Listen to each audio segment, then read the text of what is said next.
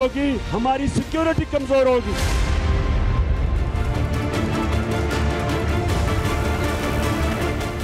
Petrol की कीमत में 60 रुपए फी लीटर, बिजली के नर्ख में लगभग 8 रुपए फी यूनिट और जुलाई से गैस की कीमत में 45% इजाफे का अवाम पर बोझ। ये कहानी है पाकिस्तानी अवाम पर जून के महीने के इब्तदाई 4 दिनों में गिराए जाने वाले महंगाई के बम की। इस पर मजीद तशवीश ये कि महंगाई की शरह में 20% के होशरुबा इजाफे के बाद अशिया ज़रूरिया की कीमतें बढ़ने का सिलसिला कब तक जारी रहेगा, इस सवाल का जवाब किसी के पास नहीं है। अवाम को मजीद कुर्बानियां देने के लिए तैयार रहने का कहा जा रहा है। वज़ीर-ए-आज़म शहबाज शरीफ मीटिंग्स में अपने ही टीम मेंबर्स पर बरस रहे हैं कि जैसे मर्जी मुमकिन बनाएं, अवाम को लोड शेडिंग से निजात दिलाएं। इमरान खान मौजूदा मुआशी हालात को हुकूमत की नाअहली, जबकि हुकूमत मुल्क के नाजुक मुआशी हालात इमरान खान के मुआहिदों और पॉलिसियों का नतीजा करार दे रही है। अवाम इस मुआशी बेयकीनी में अपनी सफेद पोशी का भरम कायम रखने को आफियत जान रहे हैं, जबकि कारोबारी हजरात और सरमायादार पैदावार में तशवीशनाक कमी, लागत में इजाफा और इसके साथ साथ फैक्ट्रियों का पहिया बंद होने के डर से हुकूमत से मुतालबा कर रहे हैं कि सख्त फैसले जरूर करें, मगर इन फैसलों में मुल्क की मुआशी रीढ़ की हड्डी को नाकाबिले तलाफी नुकसान मत पहुंचाएं।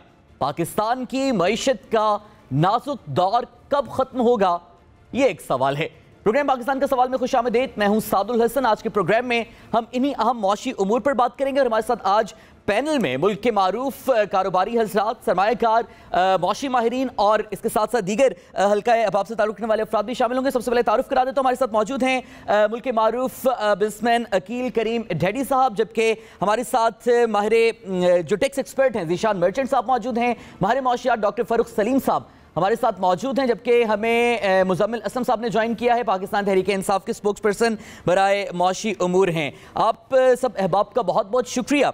सबसे पहले ज़रा कारोबारी जो हजरात हैं, सरमायादार हैं, उनकी राय क्या है, वो कैसे देख रहे हैं कीमतों में इजाफे को। बात कर लेते हैं अकील करीम ढेडी साहब से। सर, सबसे पहले हमें ये बताइएगा कि जो कारोबारी तबका है वो किस तरह से देख रहा है कीमतों में इस होशरुबा इजाफे को। देखें, अगर आप इस इजाफे को नहीं करते तो क्या होता है ये देखने, ये बात करने की है। ये आपको हर सूरत में प्राइस बढ़ानी थी, क्योंकि अगर आप ना बढ़ाते तो आईएमएफ का पैकेज आपको नहीं मिलना था। जब आईएमएफ का पैकेज नहीं मिलेगा तो बाकी फिर तबाही ज्यादा आती। तो मेरा ये ख्याल था कि पेट्रोल की प्राइस और डीजल की प्राइस ये जरूरत थी बढ़ाने की।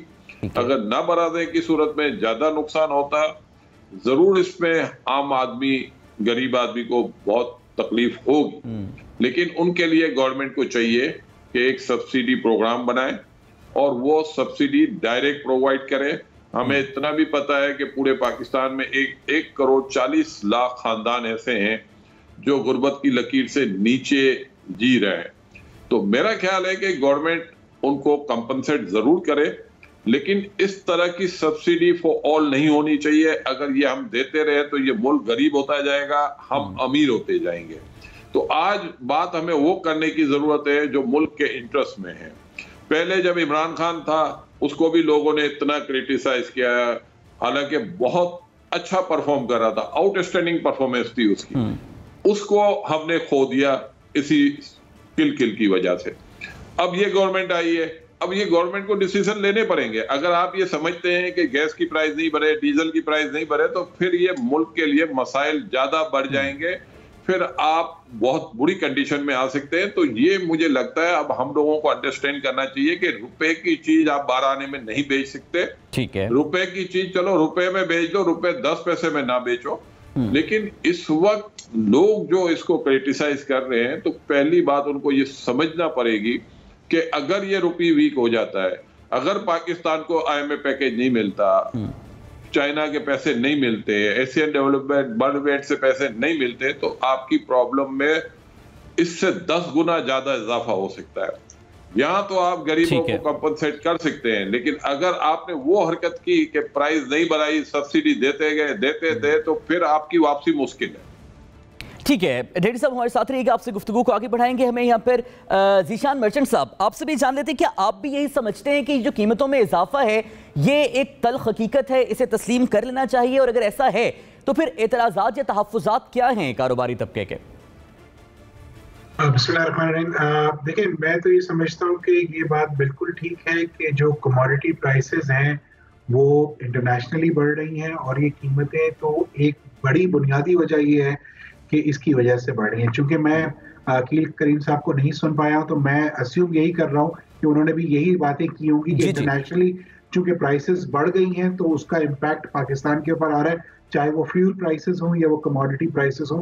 लेकिन इस वक्त जो एक बहुत मुश्किल सूरत हाल जो क्रिएट होती चली जा रही है, वो ये होती चली जा रही है कि जब जितना आप पेट्रोल की कीमत या इलेक्ट्रिसिटी की कीमत को बढ़ाएंगे, तो आप ना सिर्फ ये कीमतें बढ़ाकर एक बहुत बड़ा महंगाई का सैलाब लेके आने वाले हैं, चूंकि ये ट्रांसलेट होगी आपकी कॉस्ट ऑफ डूइंग बिजनेस में, और जिस जिस तरीके से ये कंज्यूम होना शुरू होगी, चाहे वो कॉस्ट ऑफ प्रोडक्शन हो, जब कॉस्ट ऑफ प्रोडक्शन बढ़ेगी तो लोगों की सेलिंग प्राइस बढ़ जाएगी। जब सेलिंग प्राइस बढ़ेगी और तनख्वाहें नहीं बढ़ रही होंगी, तो एक गरीब आदमी के लिए जो है जीना और अफोर्ड करना प्राइसेस को, वो बहुत ज्यादा मुश्किल हो जाएगा। एक तरफ ये चीजों को हमें देखना इस वक्त बहुत जरूरी है, और इसके साथ साथ आप ये देखिए कि जो इस वक्त प्रॉब्लम एक जो बुनियादी नजर आती है कि हमारी जो डिसीजन मेकिंग है जो इस वक्त गवर्नमेंट की, वो मेरे ख्याल से कोई प्रॉम्प्ट नहीं है, जिसकी वजह से ये दिन ब दिन एक के बाद दूसरी चीज आती चली जा रही है। उसके बाद जो हमें IMF का जो प्रोग्राम है,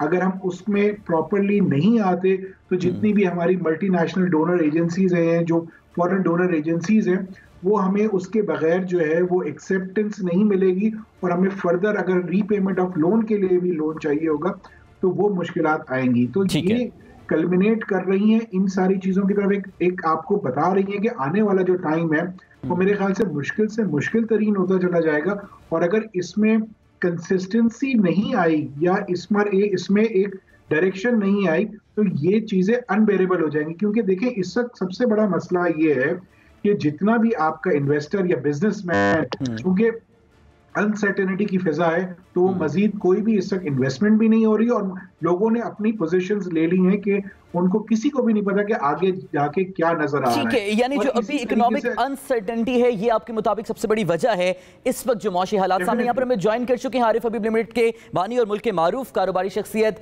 आरिफ हबीब साहब। सर, बहुत शुक्रिया हमें वक्त देने के लिए। क्या आप भी ये समझते हैं कि सरमायाकार इस वक्त हुकूमत की कोई पॉलिसी समत नहीं देख रहे, इसलिए वो भी घबरा रहे हैं सरमायाकारी करने से, और जो ये कीमतों में इजाफा है, इस पर आप क्या कहेंगे? देखिए, हमें ये देखना होगा कि इस वक्त पाकिस्तान के पास ऑप्शंस क्या है। इस वक्त जो है वो पाकिस्तान के पास बहुत ही लिमिटेड ऑप्शन है, और जो हमारा इस वक्त करंट अकाउंट डेफिसिट है और जो हमारे एक्सटर्नल अकाउंट की सूरत हाल है, इसमें हमारे पास सिवाय इसके और कोई चारा नहीं है कि हम IMF के प्रोग्राम में जाएं। और IMF का प्रोग्राम में जाने के लिए जो उनकी कंडीशंस हैं, जो उनके शराइत हैं, उनको पूरा करना जो है वो नागुज़ीर है। और ये एक बहुत अरसे से आई थिंक ये एक्सरसाइज हो रही है, आप ये देख रहे हैं कि, और उसमें हम बहुत कोशिश की हमने बार्गेन करने की, लेकिन उनकी ये कंडीशन, पहली कंडीशन थी कि हम आगे बात जब बढ़ाएंगे जब ये है कि आप जो ऑयल की प्राइसेस हैं, जो पेट्रोल की प्राइसेस हैं या उसमें सब्सिडीज़ हैं, उनको आप विड्रॉ करें। तो लिहाजा आई थिंक गवर्नमेंट ने देर की। मैं समझता हूँ कि फिर जो डिसीशन लिया, ये एक ब्रेव डिसीशन है, और जो है उन्होंने ये जो है वो सारी सब्सिडी को सब्सटेंशियली विड्रॉ कर लिया। और उसके बाद ये इलेक्ट्रिसिटी प्राइस की जो है इंक्रीज़, उसको भी जो है उन्होंने ये कंडीशन भी पूरी कर रहे हैं। अब रहती है बजट, और बजट के अंदर जो है वो ज़ाहिर वो कहते हैं कि ये हम बजट आपका देखेंगे और उसके बाद हम फाइनल प्रोग्राम को जो है वो आगे बढ़ाएंगे। तो उसमें आई बिलीव कि उनके जो प्रोग्राम हैं, जो भी उनके बजट के प्रपोजल्स होंगे, आई बिलीव वो इन एडवांस IMF के साथ वो डिस्कस करेंगे। और उनकी जो नीड है, जो रिक्वायरमेंट है, उसमें फाइनेंस मिनिस्टर ने ये कहा है कि अगर उनके जो उनकी डिमांड है IMF की और हमारी जो इंटेंशन है, उसमें बहुत कम फ़र्क है। तो अगर वो ये चीज़ जो पूरी कर लेते हैं, तो उससे जो है वो IMF का प्रोग्राम ऑन होने के बाद सिर्फ ये नहीं है कि IMF का 1 बिलियन या 3 बिलियन जो है वो आने को है, उससे जुड़े हुए तमाम और जो लेंडर्स हैं हमारे, international multilateral agencies, friendly countries, वो ये रिपोर्टेड ये है कि वो भी ये कहते हैं कि भाई आप IMF के प्रोग्राम को ऑन करें, फिर इंटरनेशनल मार्केट भी आपके लिए खुल जाएगी। तो वो जो मैं समझता हूँ कि IMF का प्रोग्राम ऑन होने से आपको 10-12 बिलियन डॉलर जो है वो शॉर्ट टर्म में अवेलेबल हो जाएंगे।